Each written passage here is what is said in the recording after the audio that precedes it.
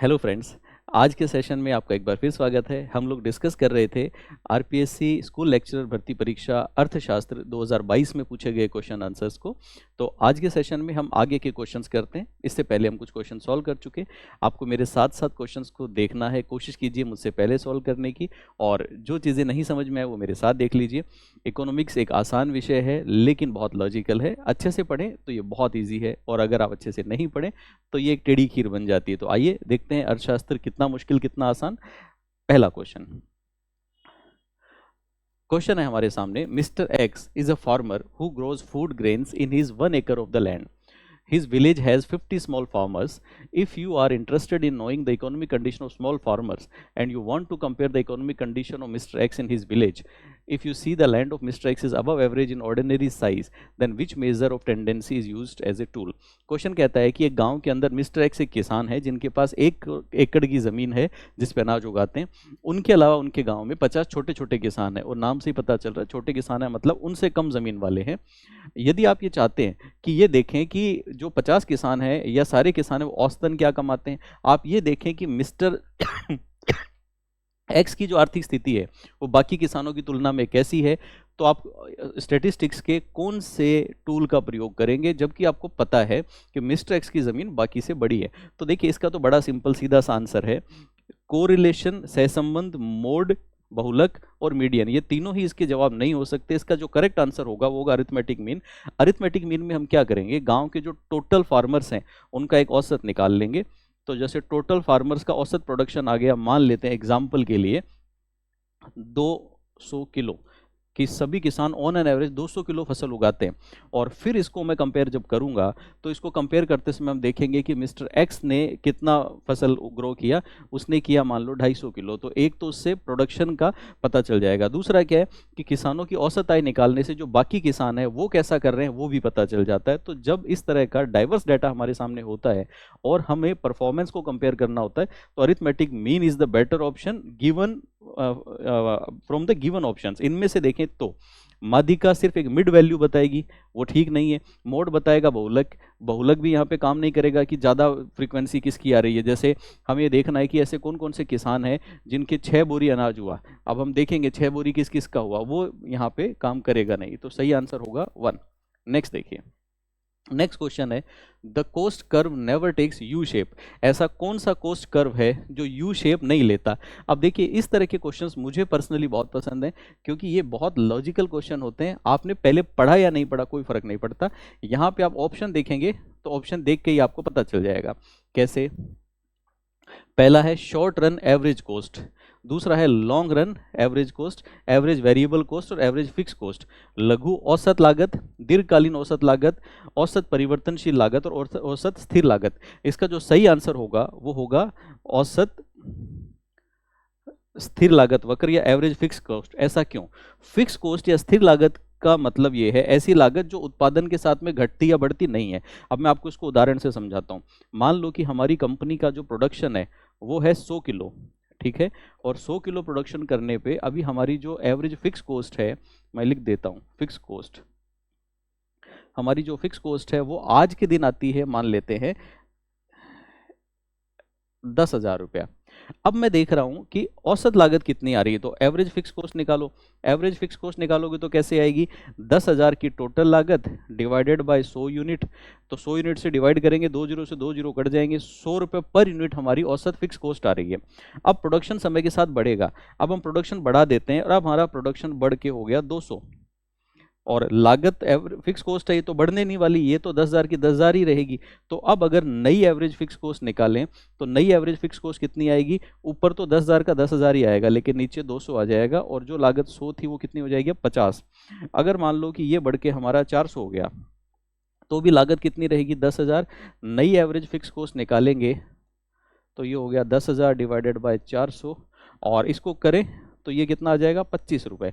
तो ध्यान से देखा जाए तो जैसे जैसे हमारा प्रोडक्शन बढ़ता है, बढ़ते हुए प्रोडक्शन के साथ में हमेशा एवरेज फिक्स कॉस्ट कम होती है, और अगर मान लो कि प्रोडक्शन कम हो जाए तो एवरेज फिक्स कॉस्ट हमेशा बढ़ती जाएगी।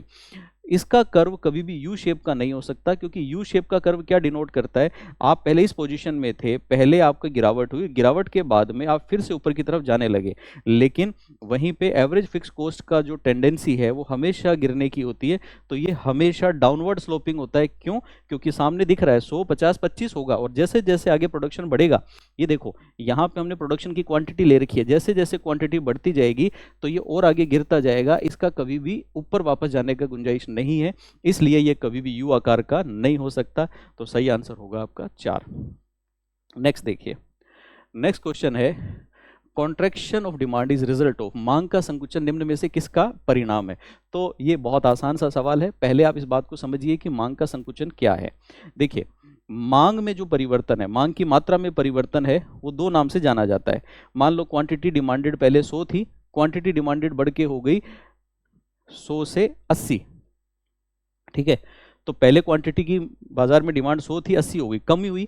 मांग में जो कमी होती है वो दो नाम से जानी जाती है, या तो हम बोलते हैं इसको कॉन्ट्रैक्शन, जिसको हिंदी में हम लोग नाम दे देते हैं संकुचन, और संकुचन नहीं बोलते तो या हम बोलते हैं चेंज इन डिमांड, जिसको हम लोग बोलते हैं मांग में परिवर्तन। दोनों में ही डिमांड में चेंज तो आ रहा है, कम हो रहा है, एक कॉन्ट्रैक्शन है, एक वहां पे कॉन्ट्रैक्शन ना होके नाम कहलाता है उसका डिक्रीज इन डिमांड। अब इस बात को समझे, ये है क्या? जब मांग में परिवर्तन होता है तो हम देखते हैं कि मांग में परिवर्तन किस कारण से हुआ। मांग में परिवर्तन हो सकता है मूल्य के कारण, प्राइस के कारण, प्राइस बढ़ गया और बढ़ी हुई कीमतों के कारण मांग गिर गई, एक ये हो सकता है पहला फैक्टर। दूसरा है कि मूल्य के अलावा बाकी factor, other factors, other factor कौन से हो सकते हैं? अदर फैक्टर तो 50 हैं, जैसे उपभोक्ता की रुचि में परिवर्तन हो गया, या फिर मान लो कि जो बाजार में जो फैशन है उसमें चेंज आ गया, बहुत सारी चीजें हो सकती हैं। अगर मूल्य के कारण कभी भी मांग में गिरावट होती है तो उसको हम हमेशा नाम देते हैं कॉन्ट्रैक्शन या संकुचन। वहीं पे अगर मूल्य के अलावा बाकी फैक्टर के कारण होता है तो उसको हम लोग नाम देते हैं डिक्रीज इन डिमांड। जब हम इनको ग्राफ में प्लॉट करते हैं तो होता क्या है कि इधर की साइड लेते हैं पी और क्यू, ये मान लो कि पहले प्राइस था, ये क्वांटिटी थी, ये हमारा मांग वक्र पहले बन रहा था। तो अब क्या होता है कि जब मूल्य बढ़ेगा तो मूल्य बढ़ गया और क्वांटिटी गिर गई, तो ये बन गया आपका P1, ये बन गया Q1। इसमें अगर ध्यान से देखा जाए तो वक्र पहले वाला ही रहता है, एक ही वक्र पे प्राइस और क्वांटिटी चेंज होती हैं लेकिन वक्र नहीं बदलता। तो इसी को हम जब टेक्निकली पढ़ते हैं तो हम बोलते हैं कॉन्ट्रैक्शन वो है जिसमें एक ही मांग वक्र के ऊपर दो बिंदुओं पे हमारा जो इक्विलिब्रियम है वो देखने को मिलता है। दूसरी तरफ जो डिक्रीज वाला फैक्टर है, डिक्रीज वाले में पहले अगर मांग वक्र ये था तो डिक्रीज में मांग वक्र ही शिफ्ट हो जाएगा आपका, तो ये दोनों में अंतर है। अब ऑप्शंस देखते हैं।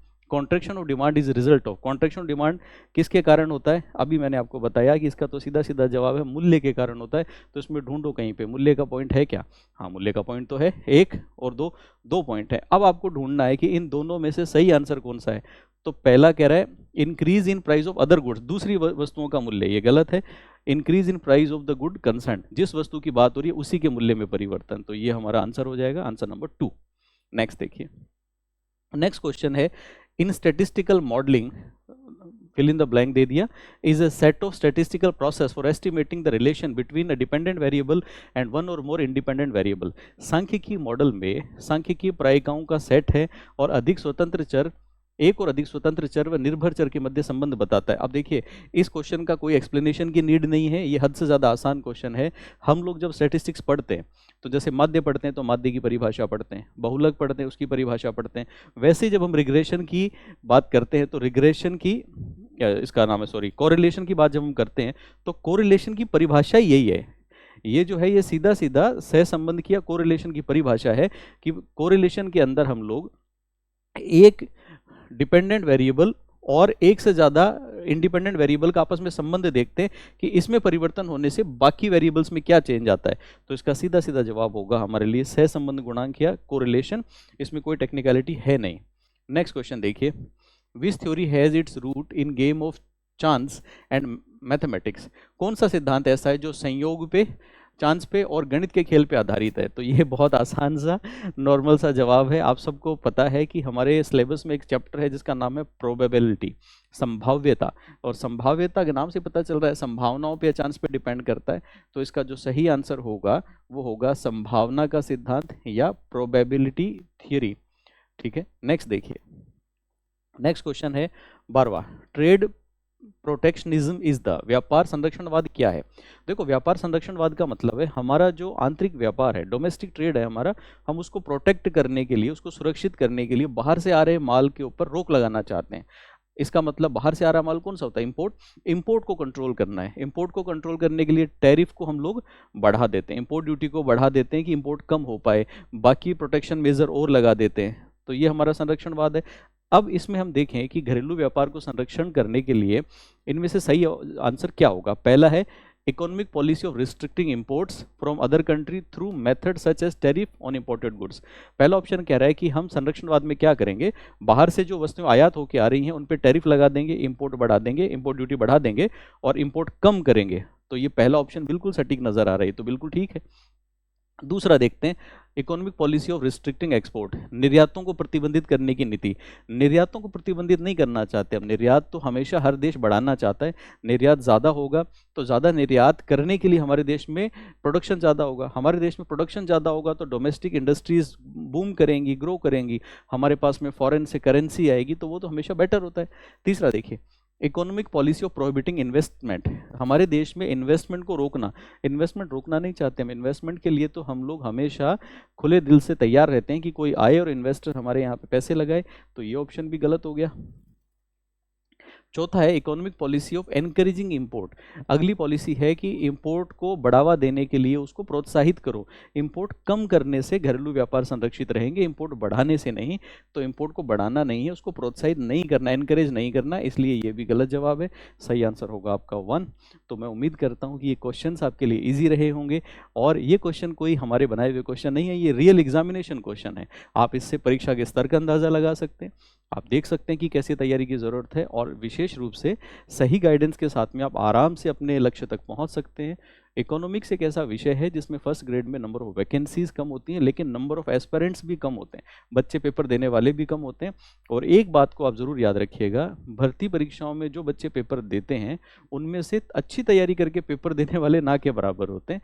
तो आपकी कॉम्पिटिशन बहुत ज़्यादा लोगों से है नहीं, सही तैयारी कीजिए और अपने जो सिलेक्शन है उसको इंश्योर कीजिए। हमारा लाइव और ऑफलाइन दोनों बैचेस होंगे, लेकिन वो बैचेस होंगे जब हमारा आरपीएससी नोटिफिकेशन जारी करेगा।